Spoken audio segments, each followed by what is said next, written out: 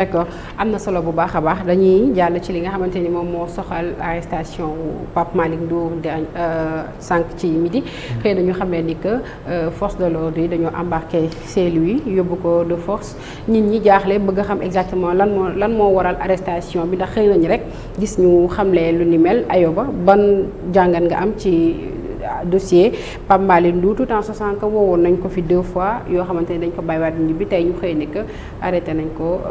embarqué ko de force. waaw constaté rek ni c'est la 3e fois quand même que ñuy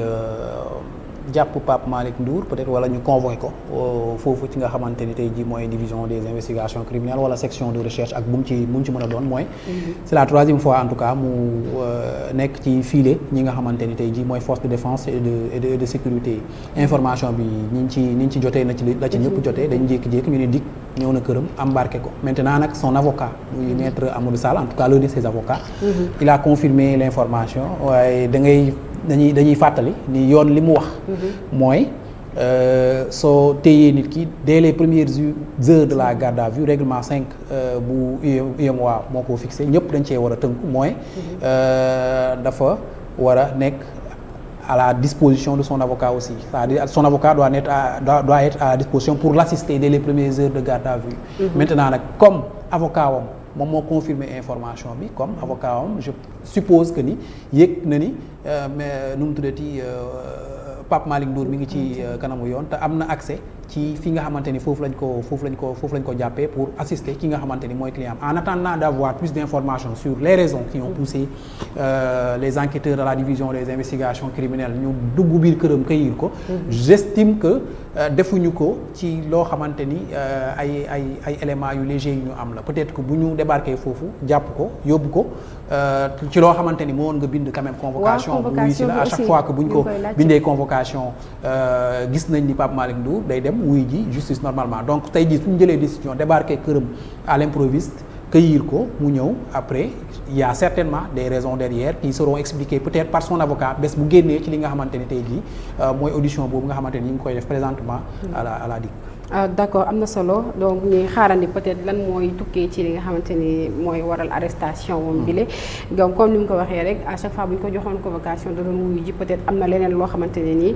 lu ñu xamagul la ñu ngi xaarandi fan la dossier am toll ñu mën ci andi plus d'éclaircissement sur ce point dañu ngi daal di jàll ci li nga xamante ni moom mooy le Terra meeting bi nga xamante ne le premier ministre Ousmane Sonko woote na ko samedi bii ñu jëm gis nañ mobilisation bi ci am préparation yi waaye ni ki démb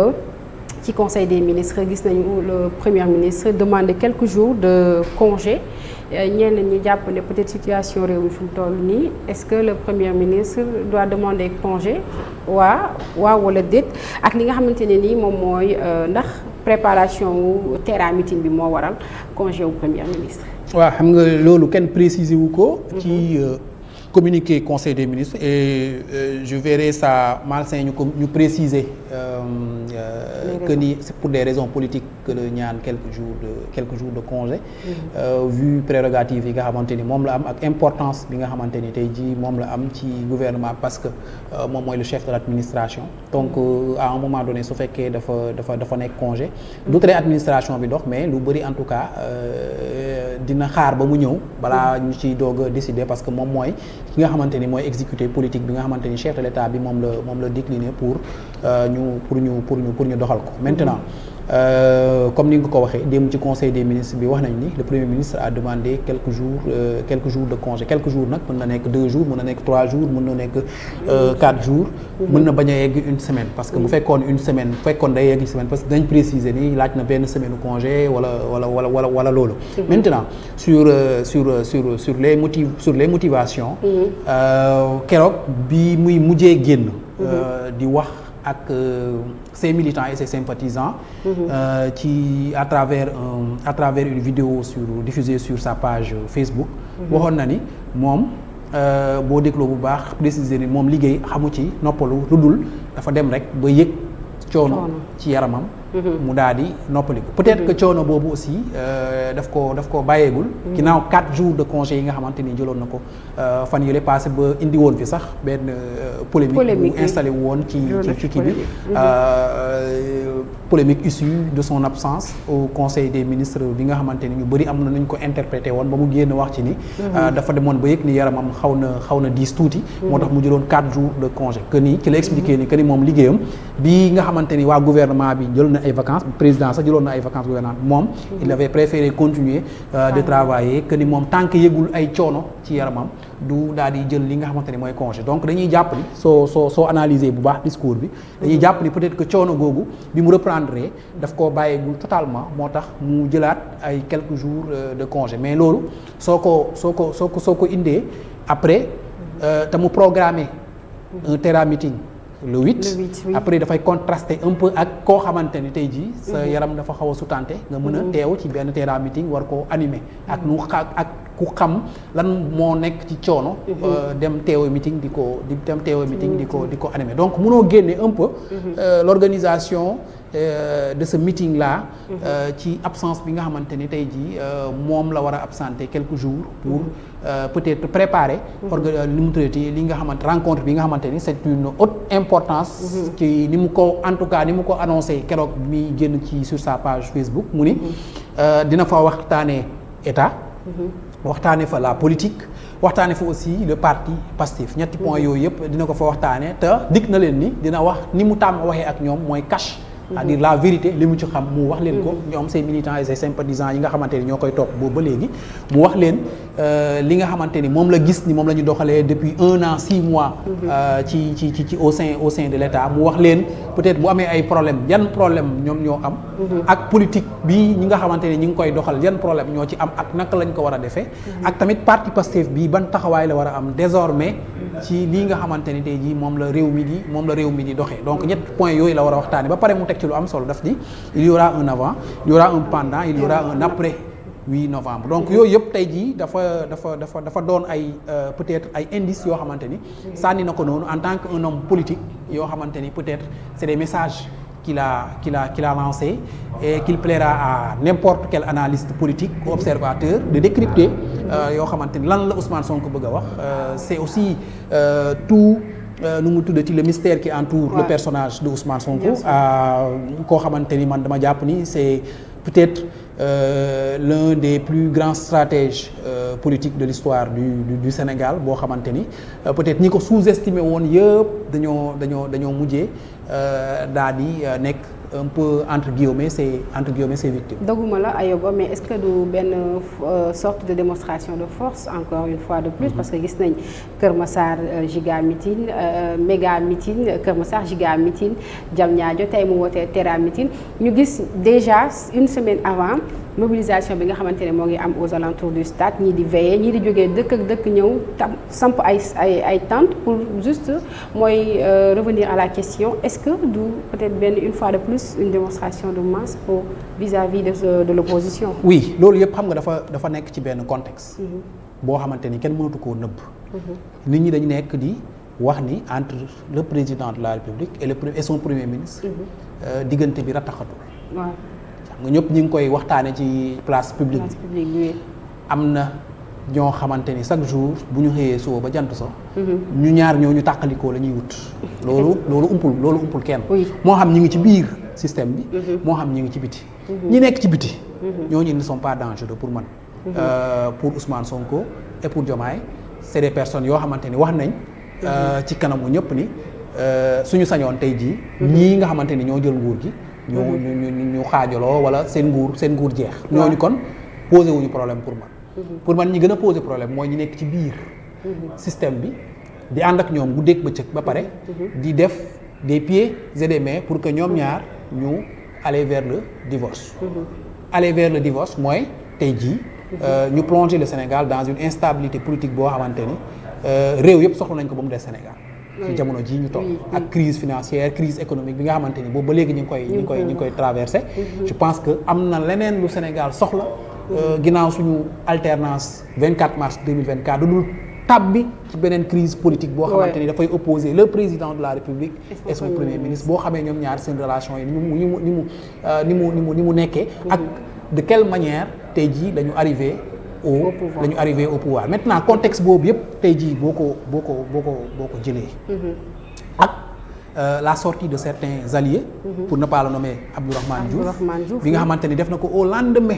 bi Ousmane Sonko defee sa déclaration de vidéo sur les réseaux sociaux mu tenir ci ay kàddu yoo xamante ni neexul militant Pastef ak sympathisant Pastef yu bëri et que boobu ba léegi ngay gis ni am na ay responsable Pastef yoo xamante ni ouvertement dañuy génn di ko attaquer moom mi nga xamante ni mooy ministre quand même du gouvernement de l'environnement nga xamante ni mi ngi siéger au conseil des ministres pas plus tard qu'hier en compagnie aux côtés du premier ministre bi nga xamante ni tey jii situation bu malaise la boo xamante ni mi ngi fi gis ngeen anniversaire am def na ko yàggul dara ginnaaw une semaine ginnaaw bi mu defee déclaration boobu ci rajo bi génn dafa anniversaire tenir encore à peu près les mêmes déclarations nga gis ni le président Bassirou Diomaye Faye yónnee woon na fa aussi ndaw mu taxaw wax au nom du président muy ki nga xamante ni mooy ministre conseiller Adjuma Sow nga gis ni chargé wala conseiller spécial xaw ma chargé de mission xaw ma spécial xaw ma représentant spécial du président de la République Mimi Touré tamit ñëwoon na ci li nga xamante ni tey jii mooy anniversaire boobu donc mu doon ay éléments yu bëri yoo xamante ni tey jii dañ koo dajale mu nekk benn contexte de pré-crise laa ko mën a tuddee mënu ma ko tuddee crise mais pré-crise parce que loo xamante ni la tey jii kenn tegu ci baaraam am na nag lu xew loo xamante ni kenn mënu koo dindi mooy premier ministre weer yële passé génn na fi def benn sortie attaqué président de la République wax ci moom ay wax yoo xamante ni tey jii newoon na Sénégal dafa manqué autorité rek la manqué que ni moom gisee naa président bi problème yëpp yi nga xamante ni am na souligné na ko wax na ko boobu ba léegi na comprendre lu tax loolu ba léegi kenn jëlu ci ay mesures que wa illaa buñ ko mënul doxal moom dem yegg na sax ba ni nañ ko bàyyi moom mu daal di doxal donc loolu tey jii kenn mënul na table ni yaa ay problème yoo xamante ni peut-être ci gis-gis am na ci seen diggante ñoom ñaar maintenant lii umpu ñu bari wala li bari bëgg a xam mooy problème yi ban niveau la toll est-ce que toll na ci niveau de gravité boo xamante ni tey jii mën nañu craindre à ce que mu am une rupture un clash vraiment boo xamante ni tey jii mën na jékki-jékki rek Ousmane Sonko présenter sa lettre de démission wala Bassirou Diomaye Faye bind décret daal di koy limoger est-ce que niveau problème bi egg na foofu loolu je pense que moo ump ñu bari te peut-être nit ñi dañuy wax di dajale ay éléments concordants yu leen di won ni diggante bi am problème yi yegg na foofu mais diggante bi am na ay juyoo loolu kenn mënu ko dindi parce que premier ministre ci boppam taxaw na wax ko am na ay juyoo yu am seen diggante ñoom ñaar président de la République tamit génn na waxul directement ci sa relation avec le premier ministre mais il a tenu un discours boo xamante ni peut-être neexul ñu bari ci parce que bi muy wax ay waxu réconciliation moom la ñu war a jiital et cetera réconciliation boobu sax jur na débat parce que ñu bari jàpp nañ ne balaa réconciliation justice d'abord effectivement parce que bu ñu occulter boo waxee réconciliation sans parler de justice da ngay occulter benn pan histoire bu am solo te histoire bi doonul histoire boo xamante ni ça s'est passé il y a 10 ans 20 ans ou 100 ans ça s'est passé entre 2021 et 2024 yàggul dara c'est frais dans nos mémoires encore donc loolu tey jii je pense que c'est le discours aussi de Abdourahmane Diouf que ni dañoo war a privilégier la réconciliation que mu réew mi mënuñu ko yor ci vengeance haine et cetera et loolu boo ko waxee dafay mel ni da nga bëgg a jël li fi nekkoon li fi xewoon en tout cas nga pose ko tuuti ba ñu jublu ci li nga jàpp ni moom mooy ay urgence yi nga xamante ni te seen Sénégal moom la war a gérer ba noppi balaa ñuy gérer affaire juste alors que pour man li ma yàgg a wax sama discours li ma yàgg a wax mooy lii nga xamante ni moo fi xewoon diggante 2021 ak 2024 tant que réglé wuñ ko lijjanti wuñ ko sur le plan judiciaire ba mu sotti réew mi duñu tourner la page et je pense que loolu moom moo ñu dab ba léegi les gens n'arrivent pas à tourner la page tout simplement parce que la haine est là soo parcourir les réseaux sociaux encore une fois et les médias nit ñi à chaque fois ci saagante la ñu nekk xol yi neexuñu ñee ñi ngi fee di xarab di sànni xeer ñii ñi ngi fii encore di xarab di sànni xeer te et puis loolu ki ko war a mën a lijjanti rek mooy justice pour ñu situer les responsabilités de ce qui s'est passé bu ñu ko defee nag ba noppi. ba ñu situer les responsabilités ba ñu xam kan moo def lan. parce que li fi xew c'est pas n'importe quoi. dañoo rey ay nit. c'est des images dañoo jël ay nit tàbbal leen kaso xañ leen liberté pendant plus d'1 an pour certains ñoo xamante defuñu dara.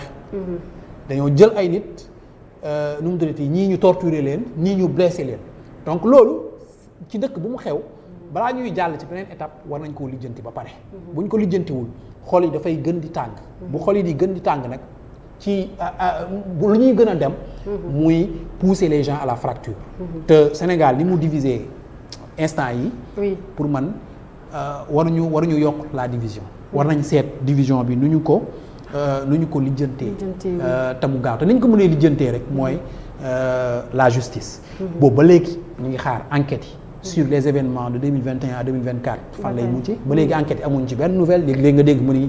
ngi section des recherches léegi nga dégg dossier baa nga dig léegi nga dégg convoqué nañ diw mais jusqu'à présent tey jii amul kenn koo xamante ni dañ koo jàpp parce que tout simplement dañoo établir son implication dans les événements qui se sont passés de 2021 à 2024 te pour man loolu tant que amul jàmm ji nga xamante ni tey jii ak réconciliation bi nga xamante ni tey jii moom la ñuy woote du mën a nekk. am na solo bu baax a baax.